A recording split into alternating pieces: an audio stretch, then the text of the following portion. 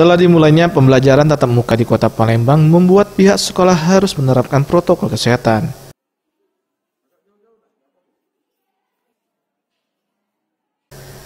Zulkarnain, Kepala SMK Negeri 5 mengatakan, setiap siswa dan gurunya memasuki lingkungan sekolah wajib menggunakan masker dan melaksanakan protokol kesehatan yang telah ditentukan.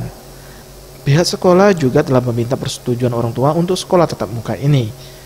Dirinya menambahkan, petugas Satgas COVID-19 juga akan melakukan tugasnya di sekolah dengan memantau siswa yang tidak memakai masker. Sehingga kapanpun pelaksanaan PTM kita sudah siap.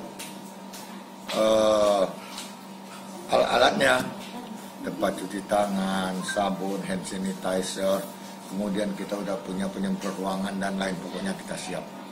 Dan kita juga sudah menyiapkan izin dari orang tua yang di atas materai. Karena memang rata-rata orang tua juga sudah mengharapkan anaknya kembali ke sekolah, back to school. Tim Liputan Sriwijaya TV.